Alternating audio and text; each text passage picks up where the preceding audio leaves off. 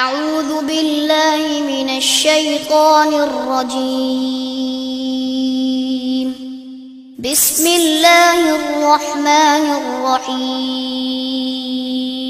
إن الحمد لله نحمده ونستعينه ونستغفره ونعوذ بالله من شرور أنفسنا ومن سيئات أعمالنا من يهده الله فلا مضل له ومن يضلل فلا هادي له وأشهد أن لا إله إلا الله وحده لا شريك له وأشهد أن محمدا عبده ورسوله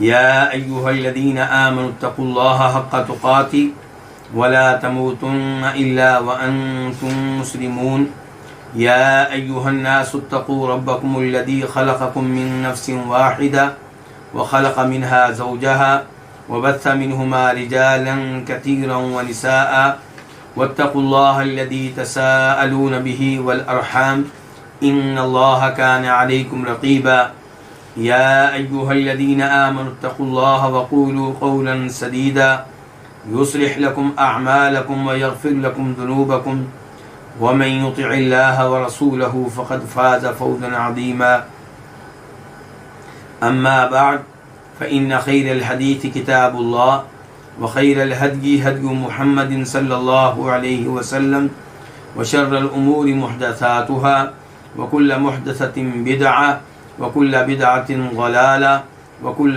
ضلالة في النار. قال تعالى إن الذين كفروا لن تغني عنهم أموالهم ولا أولادهم من الله شيئا وأولئك هم وقود النار. سورہ آل عمران آیت نمبر 10. اللہ رب العزت اس میں ارشاد فرما رہے ہیں کہ بے شک وہ لوگ جنہوں نے کفر کیا ان کے مال اور ان کی اولاد انہیں اللہ کے ہاں کچھ بھی فائدہ نہیں دے سکے گی اور یہی لوگ آگ کا ایندھن ہوں گے.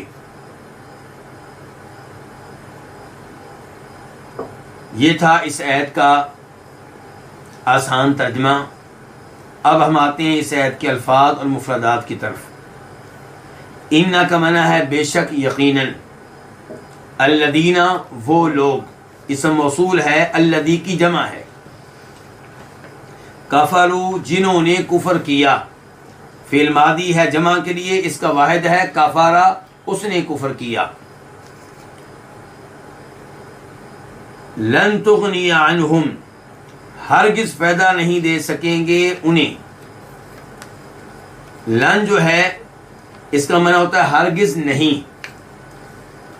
تغنیہ یہ لن اگر نہ ہو تو کیسے ہوگا؟ تغنی. اور تغنی جو ہے یہ فعل مضارع ہے، واحد مؤنث کے لیے ہے. یغنی وہ فائدہ دیتا ہے، تغنی وہ فائدہ دیتی ہے.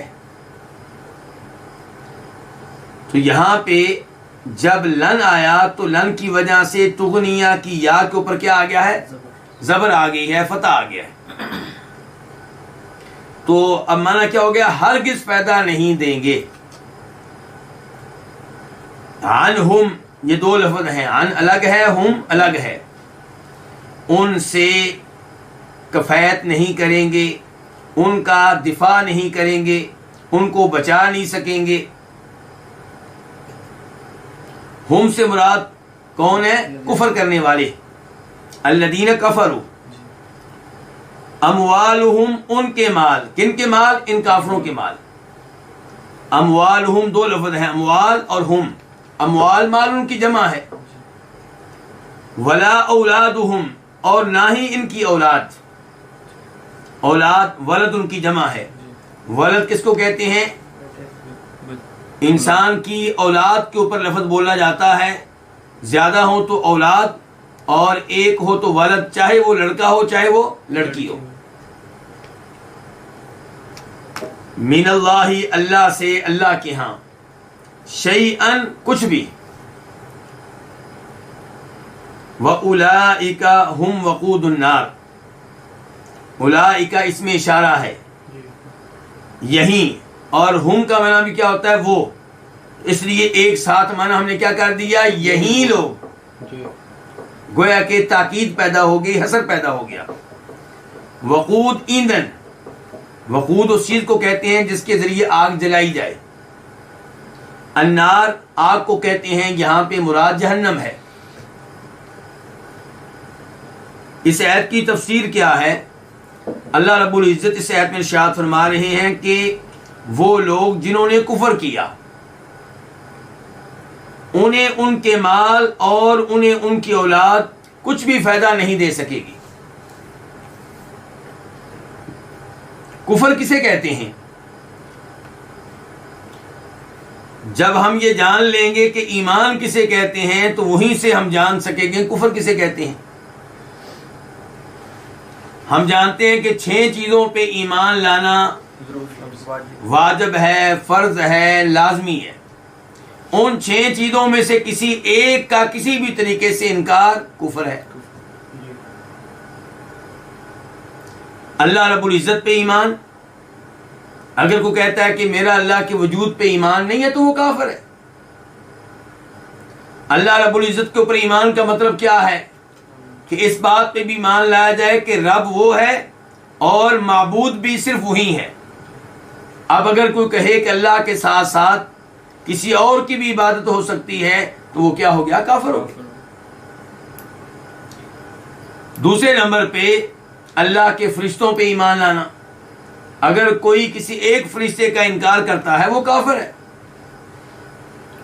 تیسرے نمبر پہ اللہ رب العزت کی طرف سے نازل ہونے والی کتابوں پہ ایمان لانا، اگر کوئی کہتا ہے کہ میں تورات کو آسمانی کتاب نہیں مانتا، زبور کو آسمانی کتاب نہیں مانتا تو وہ کافر ہے۔ قرآن کریم پہ بھی ایمان لانا ضروری ہے، اگر کوئی قرآن کریم کی آیات میں سے کسی ایک آیت کا انکار کرتا ہے وہ کیا ہے؟ کافر ہے۔ چوتھے نمبر پہ اللہ کے نبیوں اور رسولوں پہ ایمان لانا علیہم الصلوۃ والسلام، اگر کوئی عیسیٰ علیہ السلام کو نبی نہیں مانتا وہ کافر ہے، اگر کوئی موسیٰ علیہ السلام کو نبی نہیں مانتا وہ کافر ہے، اگر کوئی جناب محمد صلی اللہ علیہ وسلم کو نبی نہیں مانتا وہ کافر ہے، اگر کوئی آپ کو خاتم النبیین نہیں مانتا تو وہ بھی کافر ہے۔ اگر کوئی سمجھتا ہے کہ آپ کے بعد بھی نبوت کا دروازہ کھلا ہے، آپ کے بعد بھی کوئی ایسا ہے جسے نبی مانا جا سکتا ہے تو وہ کافر ہے۔ اور 5ویں نمبر پہ آخرت پہ ایمان لانا، کہ ہمیں ایک دن قبروں سے اٹھایا جائے گا، اللہ کے سامنے پیش کیا جائے گا، جنت جہنم کے فیصلے ہوں گے، اعمال تولے جائیں گے، صاحب عمل کو تولا جائے گا، حوض کوثر ہوگا۔ ان تمام امور پہ ایمان لانا ضروری ہے، جو ان میں سے کسی ایک کا منکر ہے وہ کافر ہے۔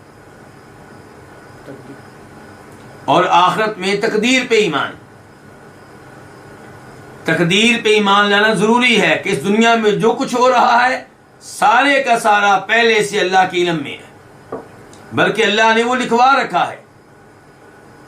اگر کوئی اس کا انکار کرتا ہے تو وہ بھی کیا ہے؟ کافر ہے۔ تو ان الذین کفروا، بے شک وہ لوگ جنہوں نے کفر کیا، لن تغنی عنہم اموالہم، ان کے مال ان کے کام نہیں آئیں گے، ان کا مال انہیں کوئی فائدہ نہیں دے سکے گا، ان کا مال انہیں بچا نہیں سکے گا، اور نہ ہی ان کی اولاد انہیں بچا سکے گی۔ جب اللہ رب العزت انہیں سزا دیں گے، جب اللہ رب العزت انہیں جہنم کی آگ میں پھینکیں گے تو نہ مال بچا سکے گا نہ اولاد ان کے کام آئے گی۔ تو اس سے پتہ چلا کہ کافروں کے پاس مال دیکھ کر متاثر نہیں ہونا چاہیے، مرعوب نہیں ہونا چاہیے، کافروں کی دنیاوی ترقی دیکھ کر مرعوب نہیں ہونا چاہیے، کافروں کے پاس اولاد دیکھ کر متاثر نہیں ہونا چاہیے۔ کوئی یہ نہ سمجھے کہ اللہ رب العزت ان کے اوپر راضی ہے اسی لیے ان کو مال دے رہا ہے، اللہ ان کے اوپر راضی ہے اسی لیے ان کو اولاد دے رہا ہے۔ اللہ تعالیٰ فرماتے ہیں سورہ توبہ میں، فَلَا تُعْجِبْكَ أَمْوَالُهُمْ وَلَا أَوْلَادُهُمْ إِنَّمَا يُرِيدُ اللَّهُ لِيُعَذِّبَهُمْ بِهَا فِي الْحَيَاةِ الدُّنْيَا وَتَزْهَقَ أَنفُسُهُمْ وَهُمْ كَافِرُونَ۔ کہ آپ کو ان کے مال بھلے نہ لگیں، اچھے نہ لگیں، اور نہ ہی ان کی اولاد۔ اللہ رب العزت نے ان کو مال کیوں دے رکھا ہے، اللہ نے ان کو اولاد کیوں دے رکھی ہے؟ تاکہ اللہ تعالیٰ انہیں ان کے مال کے ذریعے سزا دے، عذاب دے۔ اللہ تعالیٰ انہیں ان کی اولاد کے ذریعے عذاب دے، سزا دے، اور ان کی جان اس حال میں نکلے کہ یہ کافر ہو۔ کیا مطلب ہے اس کا؟ اس کا مطلب یہ ہے کہ ان کا مال ان کے لیے نعمت نہیں ہے، ان کے لیے عذاب ہے۔ ان کی اولاد ان کے لیے نعمت نہیں، ان کے لیے عذاب ہے۔ اور عذاب کی کئی شکلیں ہو سکتی ہیں۔ مثال کے طور پہ کافر پریشان رہے گا مال کے تعلق سے، میں اس کی حفاظت کیسے کروں، اس کو کیسے بڑھاؤں، اس وجہ سے وہ کن کن تکلیفوں سے گزرتا ہے یہ وہی جانتا ہے۔ اور ایسے ہی اولاد ان کے لیے عذاب کا سبب ہے، دنیا میں بھی اور آخرت میں بھی۔ اور اسی مال اور اولاد کی وجہ سے انہیں کفر سے ایمان کی طرف آنے کا موقع ہی نہیں ملتا۔ مال جمع کرنے میں لگے رہتے ہیں، اولاد کو ترقی دینے میں لگے رہتے ہیں، اور جان نکلتی ہے تو کفر کی حالت میں نکلتی ہے۔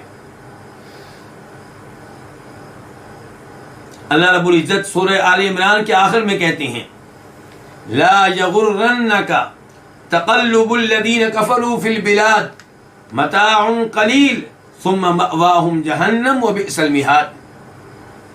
یہ کافر زمین پہ چلتے پھرتے ہیں، سیر و سیاحت کے لیے نکلتے ہیں، تو آپ ان کو دیکھ کر دھوکے میں مبتلا نہ ہوں، اس وجہ سے آپ یہ نہ سمجھیں کہ یہ خیر کے اوپر ہیں۔ متاع قلیل، دنیا کا تھوڑا سا ساز و سامان ہے، فائدہ ہے، وہ اٹھا رہے ہیں۔ ثم مأواہم جہنم، پھر انہوں نے جہنم کی آگ میں داخل ہونا ہے۔ تو ان کا مال، ان کی اولاد انہیں جہنم کی آگ سے بچا نہیں سکیں گے۔ یہ کن کی بات ہو رہی ہے؟ کافروں کی۔ اس کے برعکس مومنوں کے لیے ان کا مال بھی مفید ہوتا ہے، ان کی اولاد بھی مفید ہوتی ہے۔ مال اللہ کی راہ میں خرچ کرتے ہیں، مساجد کے اوپر، یتیموں کے اوپر، بیواؤں کے اوپر، فقراء کے اوپر، تو یہ مال انہیں جنت میں لے جانے کا سبب بنتا ہے۔ اس مال کے ذریعے اللہ کی محبت، اللہ کی رضا حاصل کرتے ہیں۔ اس مال کے ذریعے کوئی نہ کوئی صدقہ جاریہ کر جاتے ہیں، خود قبر میں ہوتے ہیں، مال بعد میں بھی ان کے اجر و ثواب میں اضافے کا سبب بنتا ہے۔ یہی صورتحال اولاد کی ہے۔ ان کی اولاد ان کے لیے مفید ہے۔ کیوں؟ اولاد کو تلاوت سکھاتے ہیں، اولاد کو نماز کی راہ پہ لگاتے ہیں، اولاد کو روزہ رکھنے کی عادت ڈالتے ہیں، خود فوت بھی ہو جائیں تو یہ بچے نیک اعمال کرتے رہیں گے، ان کی وجہ سے والدین کو بعد میں اجر و ثواب ملتا رہے گا۔ بلکہ او ولد صالح یدعو لہ، جیسا کہ فرمایا تھا نبی علیہ الصلوۃ والسلام نے کہ ان کی نیک اولاد ان کے لیے دعائیں کرتی ہے، اور ان دعاؤں کی وجہ سے انہیں فائدہ ہوتا ہے۔ تو اللہ تعالیٰ فرماتے ہیں کہ بے شک وہ لوگ جنہوں نے کفر کیا، انہیں ان کے مال اور ان کی اولاد ہرگز فائدہ نہیں دے سکیں گے، من اللہ، اللہ کے ہاں شیئن، کچھ بھی۔ وَأُولَٰئِكَ هُمْ وَقُودُ النَّارِ، یہی لوگ آگ کا ایندھن ہیں، یہی لوگ آگ کا ایندھن ہوں گے۔ جہنم کی آگ کا ایندھن، جہنم کی آگ میں ایندھن کیا ہوگا؟ اللہ تعالیٰ نے دو چیزیں بتائی ہیں، وقودها الناس والحجارہ، سورہ بقرہ میں بھی اللہ نے بیان کیا، سورہ تحریم میں بھی، کہ جہنم کی آگ کا ایندھن لوگ ہوں گے، یعنی کہ کافر، اور دوسرے نمبر پہ کون ہوں گے؟ پتھر۔ یہاں سے یہ بھی پتا چلا کہ جہنم پہ ایمان لانا ضروری ہے، اس آگ پہ ایمان لانا ضروری ہے۔ جو اس کا انکار کرے گا وہ قرآن کریم کی اس اور اس جیسی دیگر آیات کا انکار کرے گا اور کافر کہلائے گا۔ اس کے بعد آیت نمبر 11 اللہ تعالیٰ فرماتے ہیں کدأب آل فرعون والذین من قبلہم کذبوا بآیاتنا فأخذهم اللہ بذنوبہم واللہ شدید العقاب. آل فرعون کی حالت کی طرح، آل فرعون کے معاملے کی طرح، یعنی کہ ان کا حال ہوگا، ان کی حالت ہے آل فرعون کی حالت کی طرح. ان کی حالت ہے فرعون کے پیروکاروں کی حالت کی طرح، اور ان لوگوں کی حالت کی طرح جو ان سے پہلے گزرے. کن سے پہلے گزرے؟ آل فرعون سے پہلے. کذبوا بآیاتنا، انہوں نے ہماری آیتوں کی تکذیب کی، انہوں نے ہماری آیتوں کو جھٹلایا. فأخذهم اللہ بذنوبہم، تو اللہ تعالیٰ نے انہیں ان کے گناہوں کے سبب سے پکڑ لیا. واللہ شدید العقاب، اور اللہ تعالیٰ شدید ترین عذاب دینے والا ہے، اللہ تعالیٰ شدید ترین سزا دینے والا ہے. یہ تھا اس آیت کا ترجمہ. اب ہم آتے ہیں اس آیت کے الفاظ اور مفردات کی طرف. کدأب آل فرعون، اس سے پہلے ایک لفظ مقدر ماننا ہوگا. وہ کیا ہوگا؟ دأبہم، یہ مبتدا بنے گا، کدأب آل فرعون خبر بنے گی. ان کا معاملہ آل فرعون کے معاملے کی طرح ہے، ان کی حالت آل فرعون کی حالت کی طرح ہے، اور ان لوگوں کی حالت کی طرح ہے جو ان سے پہلے گزرے ہیں. تو کدأبی، کاف کا معنی کیا ہے؟ طرح. داب کا معنی یہاں پہ کیا کر رہے ہیں ہم؟ حالت، معاملہ. عام طور پہ داب کا معنی ہوا کرتا ہے عادت، لیکن یہاں پہ معنی کیا ہے؟ حالت، معاملہ. آل فرعون، آل فرعون سے مراد یہاں پہ کیا ہے؟ آل فرعون سے مراد فرعون کی اولاد نہیں ہے. یہاں پہ آل فرعون سے مراد فرعون کے پیروکار، فرعون کو رب ماننے والے، فرعون کی پیروی کرنے والے. والذین من قبلہم، اور وہ لوگ جو ان سے پہلے تھے. کن سے پہلے؟ آل فرعون سے پہلے. کذبوا، انہوں نے جھٹلایا. ایک لفظ ہوتا ہے کاذبا، اس نے جھوٹ بولا، اور ایک کیا ہوتا ہے؟ کذبا، اس نے جھٹلایا، یعنی کہ کسی کو جھوٹا قرار دیا. تو کذبا کی جمع ہے کذبوا، انہوں نے جھٹلایا. کس کو؟ ہماری آیتوں کو، یعنی کہ ہماری آیتوں کو جھوٹا قرار دیا. تو کذبوا فعل ماضی ہے جمع کے لیے، اس کا بعد کیا ہوتا ہے؟ کذبا. بآیاتنا، ہماری آیتوں کو. یہ تین الفاظ ہیں، با، آیات اور نا. نا کا معنی کیا ہے؟ ہماری، ہم. آیات جمع ہے کس کی؟ آیتن کی. انہوں نے ہماری آیتوں کو، ہماری نشانیوں کو جھٹلایا. فأخذهم اللہ بذنوبہم، تو اللہ نے انہیں ان کے گناہوں کے سبب سے پکڑ لیا. فأخذهم، یہ بھی تین الفاظ ہیں، فا الگ ہے، اخذ الگ ہے، ہم الگ ہے. اخذ، اس نے پکڑا، فعل ماضی ہے. ہم، انہیں. کن کو؟ آل فرعون کو، اور ان لوگوں کو جو ان سے پہلے تھے. جن لوگوں نے ہماری آیتوں کو جھٹلایا، ان لوگوں کو اللہ نے پکڑ لیا. بذنوبہم، ان کے گناہوں کے سبب سے. با سببیہ ہے. ذنوب ذنب کی جمع ہے، کیا معنی ہے؟ گناہ. تو انہیں اللہ نے پکڑ لیا ان کے گناہوں کے سبب سے. واللہ شدید العقاب، اور اللہ تعالی سخت ترین عذاب دینے والا ہے، سخت ترین سزا دینے والا ہے. تو عقاب کا معنی کیا ہے؟ سزا، عذاب. اس آیت کی تفسیر کیا ہے؟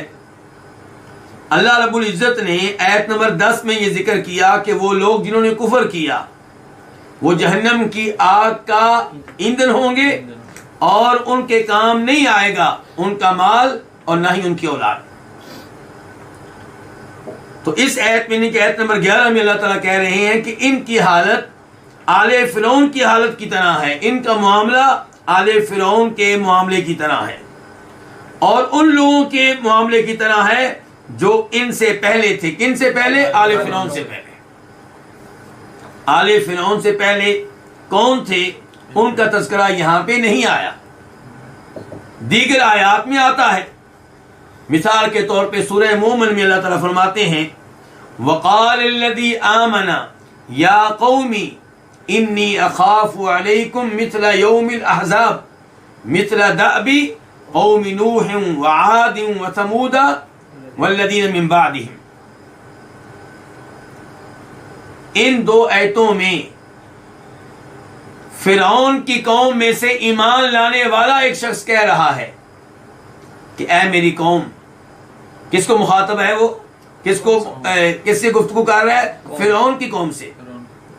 کہہ رہا ہے میری قوم مجھے خطرہ ہے کہ کہیں تمہارے اوپر ایسا عذاب نہ آ جائے جیسا عذاب پہلی قوموں پہ آیا تھا. پھر وہ تذکرہ کرتا ہے، کس قوم کا تذکرہ کرتا ہے؟ نوح علیہ السلام کی قوم کا، اور ہود علیہ السلام کی قوم کا، اور قوم صالح علیہ السلام کی قوم کا. تو اس کا مطلب یہ ہے کہ یہ وہ لوگ ہیں جن کی طرف اللہ رب العزت نے یہاں پہ اشارہ کیا ہے. تو اللہ تعالی نبی علیہ الصلوۃ والسلام کے زمانے کے کافروں کے بارے میں کہہ رہے ہیں کہ ان کی حالت فرعون اور آل فرعون کی حالت کی طرح ہے، اور ان لوگوں کی حالت کی طرح ہے جو فرعون کی قوم سے پہلے گزر چکے. تو ان کی حالت کیا تھی؟ اللہ نے بیان کیا کہ کذبوا بآیاتنا، جیسے یہ لوگ کفر کر رہے ہیں، ہمارے نبی کی تکذیب کر رہے ہیں، ہمارے نازل کردہ قرآن کی تکذیب کر رہے ہیں، ایسے ہی ان لوگوں نے ہماری آیتوں کی تکذیب کی تھی. ان لوگوں کے اوپر ہم نے اللہ رب العزت کہہ رہے ہیں، مفہوم اللہ تعالیٰ کے کلام کا یہ ہے کہ ان لوگوں کے اوپر جو ہم نے آیتیں نازل کی تھی ان آیتوں کی انہوں نے تکذیب کی، جو ہم نے معجزے بھیجے تھے ان معجزوں کی انہوں نے تکذیب کی. تو کذبوا بآیاتنا، انہوں نے ہماری آیتوں کی تکذیب کی. آیات سے مراد ہر طرح کی آیتیں ہیں. اللہ تعالیٰ کا کلام جو ہے، اللہ تعالیٰ کے کلام کے مختلف جملے کیا کہلاتے ہیں؟ آیتیں کہلاتے ہیں. ایسے ہی اللہ تعالیٰ جو معجزات بھیجتے ہیں وہ بھی کیا ہیں؟ آیتیں ہیں. ایسے ہی اللہ تعالیٰ کی کائناتی اور کونی نشانیاں، مثال کے طور پہ آسمان اللہ تعالیٰ کی آیت ہے، نشانی ہے. آسمان سے پتہ چلتا ہے اللہ تعالیٰ کے وجود کا. زمین اللہ تعالیٰ کی نشانی ہے، پہاڑ اللہ کی نشانیاں ہیں. ہر مخلوق اللہ کی نشانیوں میں سے ایک نشانی ہے. تو کذبوا بآیاتنا، ان کی پھر حالت کیا تھی، ان کا معاملہ کیا تھا کہ انہوں نے ہماری آیتوں کی تکذیب کی. فأخذهم اللہ بذنوبہم، تو جب انہوں نے تکذیب کی تو ان کے ساتھ کیا ہوا؟ اللہ نے ان کو ہلاک کر کے رکھ دیا. کس وجہ سے؟ ان کے گناہوں کی وجہ سے. تو اللہ تعالیٰ یہاں پہ خبردار کر رہے ہیں کہ ان لوگوں کا حال بھی ان لوگوں کی طرح ہوگا، کیونکہ یہ انہی کے نقش قدم پہ چل رہے ہیں.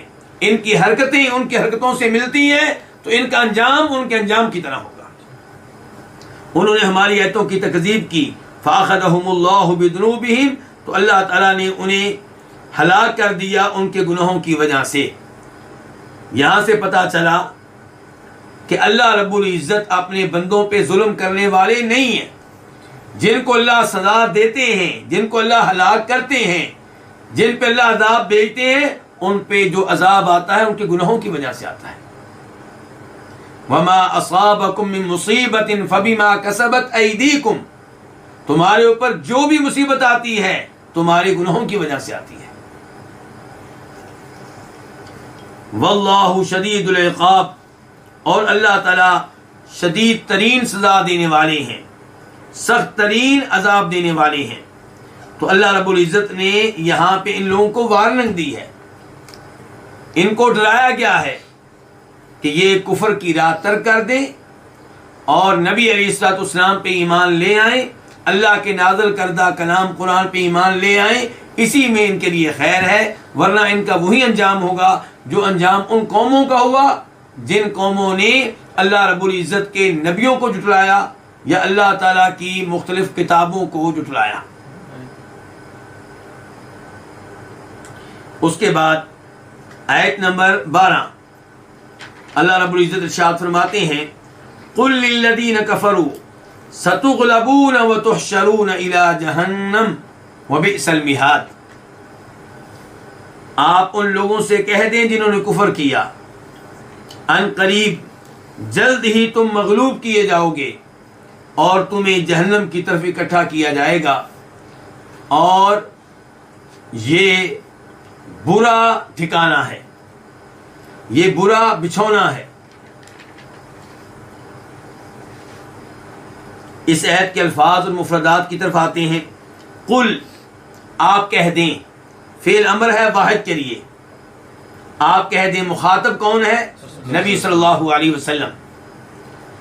للذین، ان لوگوں سے، للذین یہ دو لفظ ہیں، لام الگ ہے، الذین الگ ہے، دونوں کو ملا دیا گیا ہے للذین، ان لوگوں سے، ان لوگوں کے لیے، آپ ان لوگوں کے لیے کہہ دیں، ان لوگوں سے کہہ دیں کفروا جنہوں نے کفر کیا۔ ستغلبون، یہ بھی دو لفظ ہیں، ایک سین اور ایک تغلبون۔ سین جب فعل مضارع پہ داخل ہوتا ہے تو اس کا معنی کیا ہوتا ہے؟ ان قریب، جلد ہی۔ تغلبون، تم مغلوب کیے جاؤ گے، فعل مضارع ہے اور مجہول کے لیے ہے، اس کا واحد کیا ہوگا؟ تغلبو، تجھے غالب کیا جائے گا، تغلبون تمہیں غالب، تغلبو تم مغلوب کیا جائے گا، اور تغلبون تم سب مغلوب کیے جاؤ گے، یعنی کہ کوئی تمہارے اوپر غالب آئے گا، کسی کو تمہارے اوپر غلبہ دیا جائے گا۔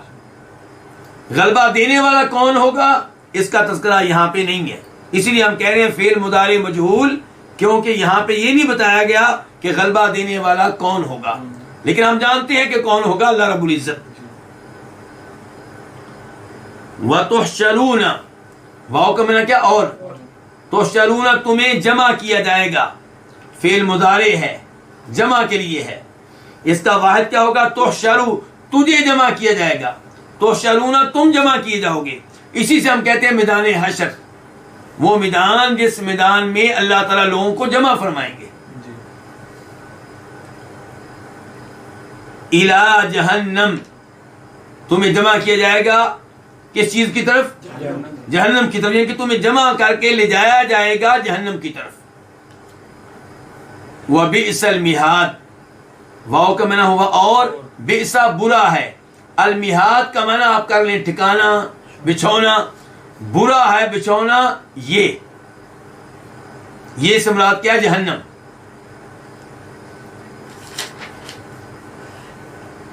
اب ہم آتے ہیں اس آیت کی تفسیر کی طرف۔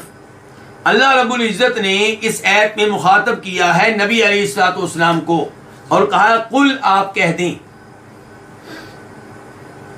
تو کیا نبی علیہ الصلوۃ والسلام ہی یہ بات کہیں گے یا دیگر لوگ بھی کہیں گے، آپ کے پیروکار، آپ کے امتی، آپ کے صحابہ کرام؟ اللہ تعالیٰ کہہ رہے ہیں کہ آپ کافروں سے کہہ دیں کہ تم لوگ مغلوب کیے جاؤ گے، تم پہ کسی اور کو غلبہ ملے گا۔ تو کیا یہ الفاظ صرف نبی علیہ الصلوۃ والسلام نے کہنے ہیں یا آپ کے پیروکار بھی یہی الفاظ کافروں سے کہیں گے؟ کیا صحابہ کرام بھی اس آرڈر میں داخل ہیں یا یہ آرڈر صرف نبی علیہ الصلوۃ والسلام کے لیے ہے؟ تو قرآن کریم میں جب اللہ رب العزت نبی علیہ الصلوۃ والسلام کو مخاطب کرتے ہیں تو یہ جو خطابات ہوتے ہیں یہ تین طرح کے ہوتے ہیں۔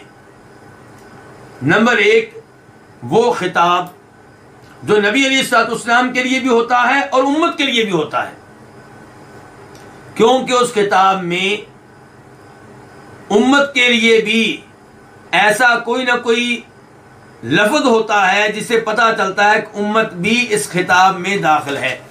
مثال کے طور پہ سورہ طلاق کے شروع میں اللہ تعالیٰ کہتے ہیں یا ایھا النبی اذا طلقتم النساء فطلقوهن لعدتهن، اے نبی، مخاطب کون ہے؟ نبی علیہ الصلوۃ والسلام۔ اب ظاہر ہے کہ آپ کے پیروکار نبی نہیں ہیں، تو اس آیت کے ابتدائی الفاظ بتا رہے ہیں کہ یہاں پہ مخاطب صرف نبی علیہ الصلوۃ والسلام ہے، لیکن بعد میں اللہ نے کہا کہ اے نبی جب تم لوگ عورتوں کو طلاق دو، اللہ نے کہا طلقتم، اللہ نے یہ نہیں کہا طلقتا، اللہ نے کہا تم لوگ عورتوں کو طلاق دو. تو یہ بعد والے الفاظ بتا رہے ہیں کہ اس خطاب میں نبی علیہ الصلوۃ والسلام کے ساتھ آپ کی امت بھی داخل ہے. دوسرے نمبر پہ قرآن کریم میں وارد ہونے والے وہ خطابات جو نبی علیہ الصلوۃ والسلام کے ساتھ خاص ہیں، ان خطابات میں امت داخل نہیں ہے. مثال کے طور پہ اللہ تعالیٰ کہتے ہیں سورہ ضحیٰ میں الم یجدک یتیما فآویٰ، کیا ایسا نہیں ہے کہ اللہ رب العزت نے آپ کو یتیم پایا اور اللہ نے آپ کو ٹھکانہ دیا. تو یہ جو آیت ہے، یہ جو خطاب ہے نبی علیہ الصلوۃ والسلام کے ساتھ خاص ہے، اس میں امت داخل نہیں ہے. تیسرے نمبر پہ وہ خطابات جو قرآن کریم میں وارد ہوتے ہیں تو اس میں مخاطب صرف نبی علیہ الصلوۃ والسلام ہوتی ہیں. کوئی ایسا لفظ نہیں ہوتا جس سے پتہ چلے کہ امت بھی اس خطاب میں داخل ہے. لیکن چونکہ آپ اس امت کے نبی ہیں، آپ اس امت کے امام ہیں، اس لیے اللہ رب العزت نے آپ کو مخاطب کیا ہوتا ہے، ورنہ امت بھی اس خطاب میں داخل ہوتی ہے، امت کو بھی وہ خطاب شامل ہوتا ہے. اس کی مثالوں میں سے ایک مثال یہ ہے، اللہ تعالیٰ کہہ رہے ہیں کہ آپ کہہ دیں ان لوگوں سے جنہوں نے کفر کیا ان قریب تم مغلوب ہو جاؤ گے. تو یہ کہنے کی جو ذمہ داری ہے صرف نبی علیہ الصلوۃ والسلام کی نہیں ہے، آپ کی امت کی بھی ہے. اللہ تعالیٰ کہتے ہیں قل هو اللہ احد، آپ کہتے ہیں اللہ ایک ہے. تو لوگوں کو بتانا کہ اللہ ایک ہے، یہ ذمہ داری صرف نبی علیہ الصلوۃ والسلام کی نہیں ہے، آپ کی امت کی بھی ہے. قل اعوذ برب الناس، آپ کہتے ہیں کہ میں لوگوں کے رب کی پناہ میں آتا ہوں. یہ صرف نبی علیہ السلام نے نہیں کہنا، امت نے بھی یہی کہنا ہے. تو یہاں پہ اللہ رب العزت آپ کو آرڈر دے رہے ہیں کہ آپ کہیں. اس سے پتا چلا کہ نبی علیہ الصلوۃ والسلام اللہ تعالیٰ کے بندے ہیں جن کو اللہ رب العزت آرڈر دیتے ہیں. آپ کا مقام و مرتبہ بہت بلند ہے، لیکن آپ معبود نہیں ہیں، آپ بہرحال اللہ تعالیٰ کے بندے ہیں.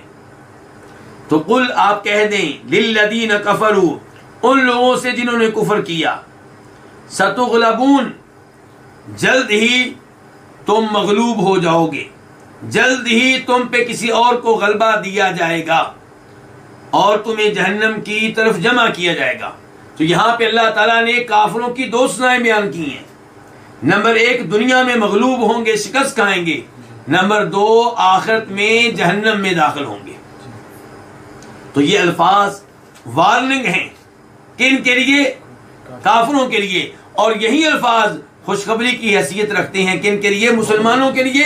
کیونکہ کافر مغلوب ہوں گے تو غالب کون ہوگا؟ مسلمان. اللہ غلبہ کن کو دیں گے؟ کافروں پہ، مسلمانوں کو دیں گے. اللہ رب العزت قرآن حکیم میں ارشاد فرماتے ہیں یہ وعدے کرتے ہوئے کہ غلبہ مسلمانوں کو ملتا ہے، مومنوں کو ملتا ہے کہ وَلَا تَهِنُوا وَلَا تَحْزَنُوا وَأَنْتُمُ الْأَعْلَوْنَ إِن كُنتُم مُؤْمِنِينَ، کہ اے مومنو تم نے کمزوری نہیں دکھانی، تم نے غم میں مبتلا نہیں ہونا. اگر تم ایمان والے ہو تو غلبہ تمہیں ہی ملے گا. لیکن اللہ نے شرط کیا لگائی؟ اگر تم ایمان والے ہو. تو اللہ رب العزت کا وعدہ ہے کہ مسلمانوں کو غلبہ ملے گا کب؟ جب یہ صحیح معنوں میں ایمان پہ ہوں گے، جب صحیح معنوں میں نیک اعمال کو بجا لانے والے ہوں گے، جب صحیح معنوں میں اللہ تعالیٰ کی معصیت سے دور رہنے والے ہوں گے. مسلمان موجودہ زمانے میں یوں محسوس ہوتا ہے کہ مغلوب ہیں، کافر ان کے اوپر غالب ہیں. تو کیوں؟ کیونکہ مسلمانوں نے اللہ رب العزت کی نصرت کے وعدے پورے نہیں کیے. اللہ نے تو کہہ رکھا ہے اِنَّا لَنَنصُرُ رُسُلَنَا وَالَّذِينَ آمَنُوا فِي الْحَيَاةِ الدُّنْيَا وَيَوْمَ يَقُومُ الْأَشْهَادُ. ہم اپنے رسولوں کی مدد کرتے ہیں اور ان لوگوں کی بھی مدد کرتے ہیں جو ہمارے رسولوں پہ ایمان لے کر آئیں. مدد کہاں کرتے ہیں؟ دنیا میں بھی اور آخرت میں بھی مدد کریں گے. تو جب کبھی مسلمانوں پہ اللہ کی نصرت نازل نہیں ہوتی، اللہ کی مدد نازل نہیں ہوتی، وہاں پہ مسلمانوں کو چیک کرنا چاہیے کہ ہمیں اللہ کی نصرت کیوں نہیں مل رہی. اللہ تعالیٰ فرماتے ہیں وعد اللہ الذین آمنوا منکم وعملوا الصالحات لیستخلفنہم فی الارض کما استخلف الذین من قبلہم ولیمکنن لہم دینہم الذی ارتضی لہم ولیبدلنہم من بعد خوفہم امنا یعبدوننی لا یشرکون بی شیئا. اللہ نے کہا ہے کہ میرا وعدہ ہے ایمان والوں سے اور نیک اعمال بجا لانے والوں سے کہ میں ان کو زمین میں اقتدار دوں گا اور ان کے دین کو غالب کروں گا، اور یہ جو ڈرے ہوئے ہیں ان کے ڈر کو میں امن میں تبدیل کروں گا. لیکن کب؟ اللہ نے کہا یعبدوننی لا یشرکون بی شیئا، جب یہ میری عبادت کرتے ہوں گے، میرے ساتھ کسی بھی چیز کو شریک نہیں کرتے ہوں گے. آج مسلمانوں کو آپ دیکھ لیں، مسلمان آج اللہ تعالیٰ کے ساتھ شریک کیے ہوئے ہیں. قبروں کو، مزاروں کو، مردوں کو، فوت شدگان کو اللہ تعالیٰ کے ساتھ ساتھ غیر اللہ کے نام پہ جانور ذبح کیے جاتے ہیں. کعبۃ اللہ کے ساتھ ساتھ کئی قبروں کا طواف ہوتا ہے، کئی قبر والوں سے دعائیں کی جاتی ہیں، ان سے بیٹا مانگا جاتا ہے، ان سے رزق کا سوال کیا جاتا ہے. اور پھر مسلمان شکوہ کرتے ہیں کہ ہم مغلوب کیوں ہیں، ذلیل و رسوا کیوں ہیں. تو جب بھی مسلمان ان اسباب کو اختیار کریں گے جن اسباب کو اختیار کرنے پہ اللہ تعالیٰ اپنی نصرت و مدد نازل فرماتے ہیں، اللہ تعالیٰ اپنا وعدہ پورا کریں گے. اللہ تعالیٰ وعدے کی خلاف ورزی کرنے والے نہیں ہیں. تو فرمایا قل للذین کفروا، آپ کہہ دیں ان لوگوں سے جنہوں نے کفر کیا، ستغلبون، جلد ہی تمہیں مغلوب کیا جائے گا، تم پہ کسی اور کو غلبہ دیا جائے گا، یعنی کہ مسلمانوں کو، مومنوں کو. وتحشرون، اور تمہیں جمع کیا جائے گا الی جہنم، جہنم کی طرف. وبئس المہاد، اور یہ برا ٹھکانہ ہے. اس آیت کے بارے میں علماء تفسیر نے ایسی روایات تحریر کی ہیں جن روایات سے پتہ چلتا ہے کہ جب اللہ رب العزت نے مسلمانوں کو بدر کی لڑائی میں فتح دی اور غلبہ دیا تو نبی علیہ الصلوۃ والسلام نے یہودیوں کو جمع کیا اور انہیں وارننگ دی. ان سے کہا کہ مسلمان ہو جاؤ پہلے اس کے کہ تمہارا وہ حشر ہو جو مکہ والوں کا ہوا ہے. تو یہودیوں نے کہا کہ محمد صلی اللہ علیہ وسلم یوں لگتا ہے کہ ان اناڑیوں پہ غلبہ پا کر آپ دھوکے میں مبتلا ہو گئے ہیں. آپ کا واسطہ ہم سے نہیں پڑا، جب ہم سے واسطہ پڑے گا تو آپ کو پتہ لگ جائے گا. تو اللہ رب العزت نے نبی علیہ الصلوۃ والسلام سے کہا کہ آپ ان لوگوں کو بتا دیں ستغلبون وتحشرون الی جہنم، کہ دنیا میں تمہارے اوپر میں کسی اور کو غلبہ دوں گا، یعنی کہ مسلمانوں کو، ایمان لانے والوں کو، اور تمہیں جہنم میں بھی داخل کیا جائے گا. تو یہ آیت ان کے لیے بھی ہے اور ہر زمانے کے کافروں کے لیے بھی ہے. اور آپ دیکھیں کہ یہودیوں کا کیا حشر ہوا. یہودیوں میں سے بنو قریظہ کو قتل کیا گیا، بنو نذیر کو جلا وطن کیا گیا، اور خیبر کی طرف چلے جائیں تو خیبر میں بھی ان کو شکست ہوئی.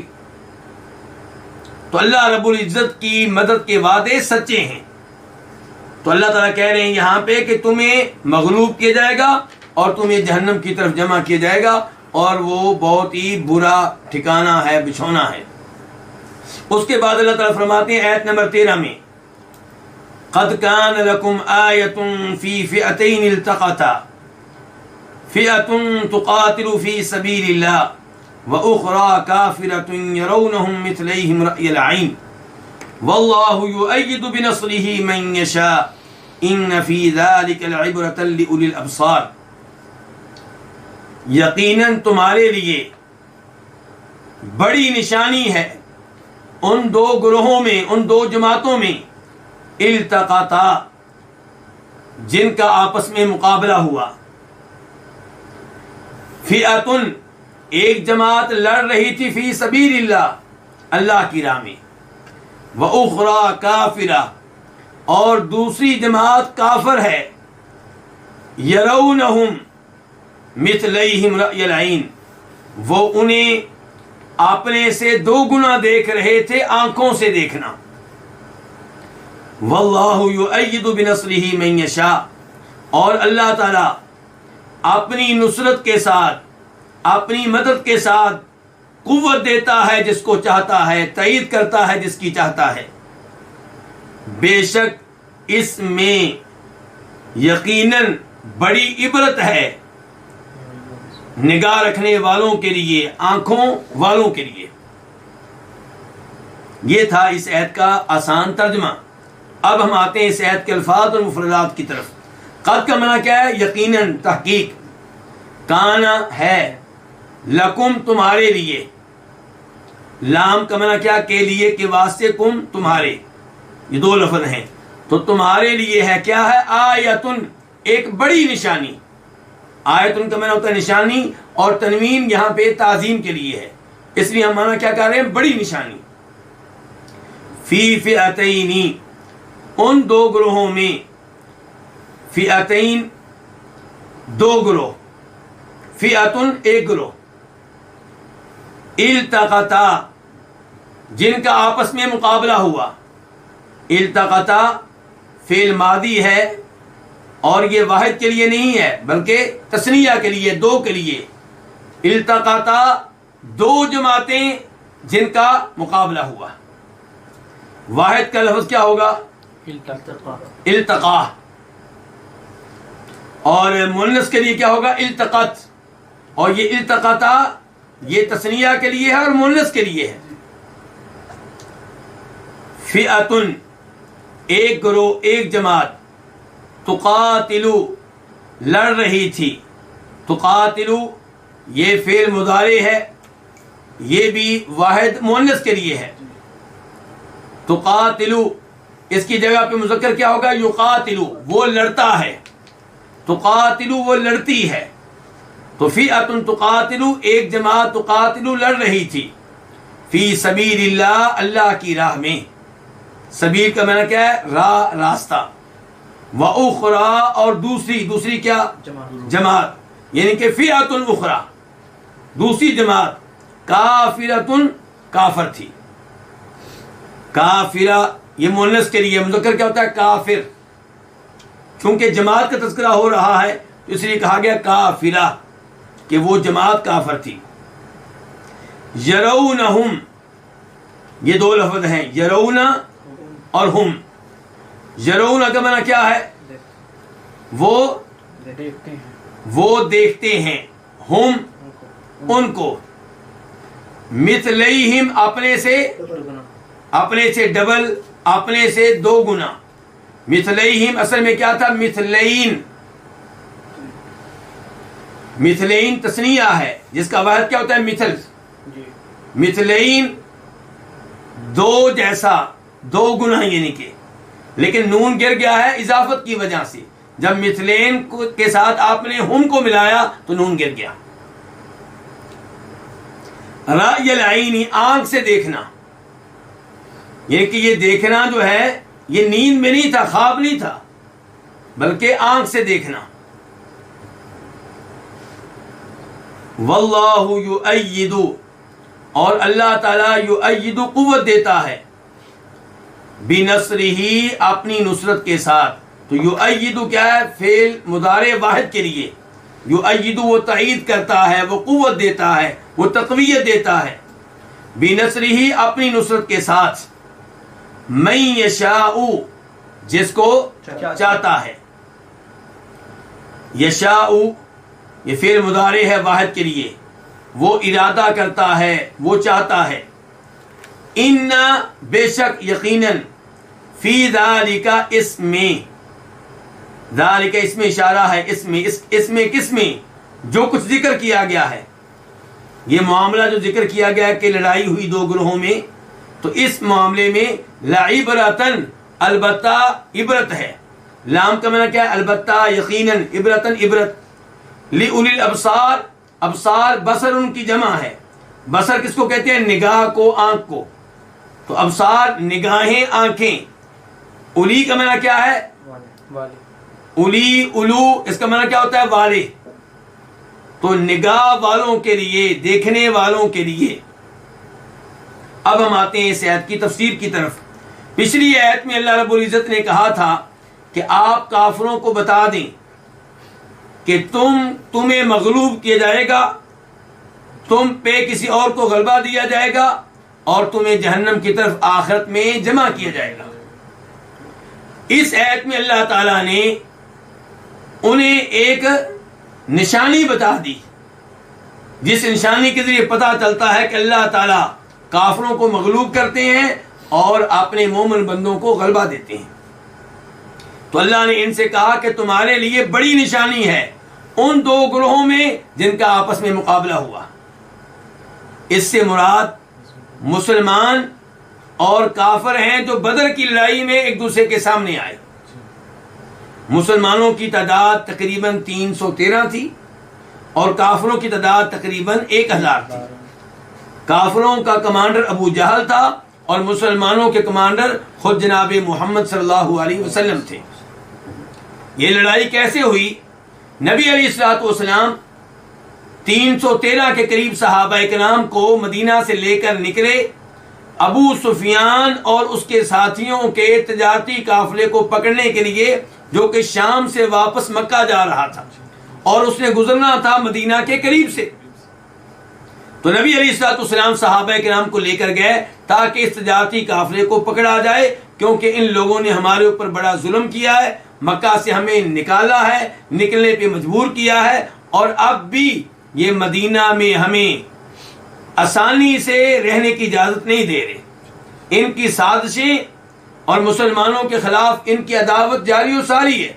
تو اس لیے آپ نے اس تجارتی قافلے کو پکڑنا چاہا، لیکن ابو سفیان کو علم ہو گیا کہ نبی علیہ الصلوۃ والسلام اور آپ کے ساتھی اس کے تجارتی قافلے کو پکڑنا چاہتے ہیں. تو وہ مدینہ کے دور سے نکل گیا، جو اس کا عام راستہ تھا جہاں سے اس نے گزرنا تھا، اس راستے کی بجائے اس نے اس راستے کو اختیار کیا جو مدینہ سے بہت دور تھا، یعنی کہ سمندر کے قریب سے گزرا. لیکن گزرنے سے پہلے اس نے مکہ والوں کو پیغام دے دیا تھا کہ یہ لوگ ہمیں پکڑنا چاہتے ہیں، آپ نے تجارتی قافلے کی حفاظت کرو، ہماری مدد کے لیے آؤ. اس لیے ابو جہل مکہ سے نکلا 1000 آدمی لے کر اور بدر میں پہنچ گیا. تو نبی علیہ الصلوۃ والسلام نے صحابہ کرام کے مشورے سے ان لوگوں کا مقابلہ کیا. تو اس کا تذکرہ اللہ رب العزت اس آیت میں فرما رہے ہیں. اللہ تعالیٰ کہہ رہے ہیں کہ تمہارے لیے بڑی نشانی ہے ان دو گروہوں میں التقطا، جو ایک دوسرے سے ملے، جن کا ایک دوسرے سے مقابلہ ہوا.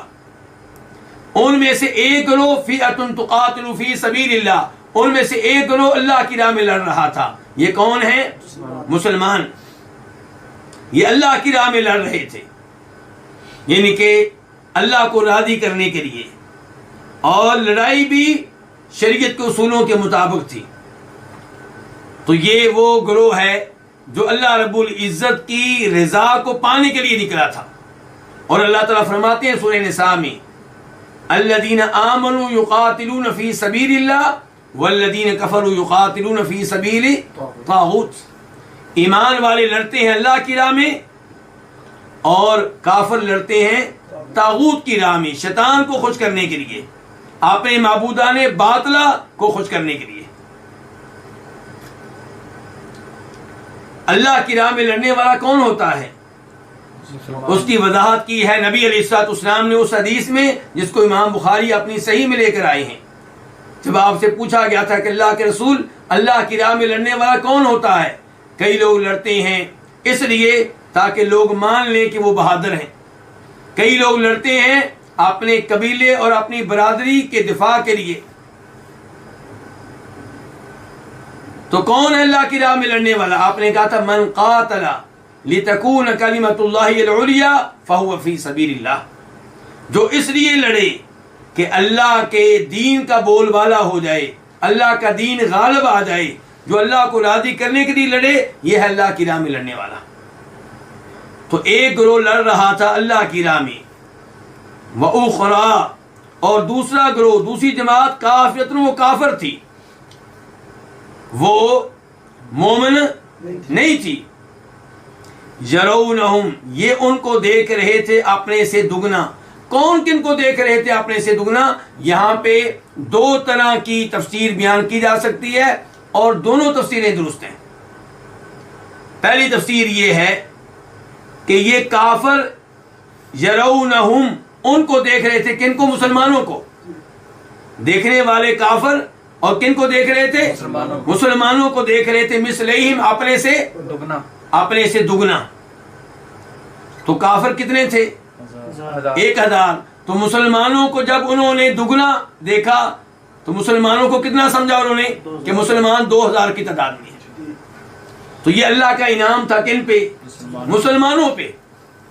اس انداز سے اللہ تعالیٰ اپنے مومن بندوں کی مدد کرتا ہے۔ تو وہ ڈر گئے، ان کے دلوں میں رعب داخل ہو گیا۔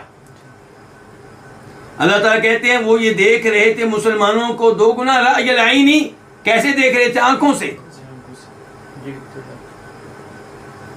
اور دوسری تفسیر اس کی یہ ہو سکتی ہے کہ مسلمان دیکھ رہے تھے ہم ان کو، کن کو؟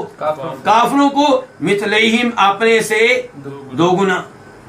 اچھا، مسلمان کتنے تھے اس لڑائی میں؟ 313۔ تو مسلمانوں نے کافروں کو کتنا سمجھا ہوگا؟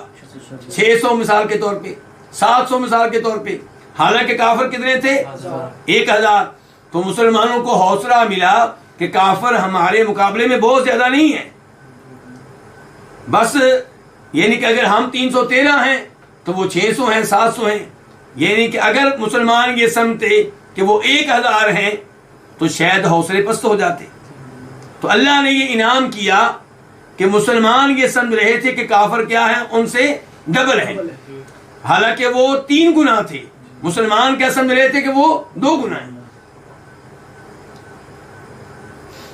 اور یہ کب ہوا؟ یہ لڑائی کے دوران ہوا ہے۔ لڑائی سے پہلے کیا صورتحال تھی؟ اللہ فرماتے ہیں سورہ انفال میں، وَإِذْ يُرِيكُمُوهُمْ إِذِ الْتَقَيْتُمْ فِي أَعْيُنِكُمْ قَلِيلًا وَيُقَلِّلُكُمْ فِي أَعْيُنِهِمْ قَلِيلًا۔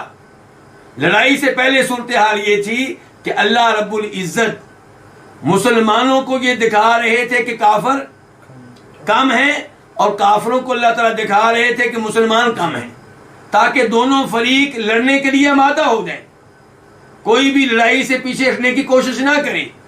تو اللہ رب العزت نے مسلمانوں کو یہ دکھایا کہ کافر تھوڑے ہیں، اور کافروں کو یہ دکھایا کہ مسلمان تھوڑے ہیں، اس لیے دونوں لڑنے کے لیے تیار ہو گئے۔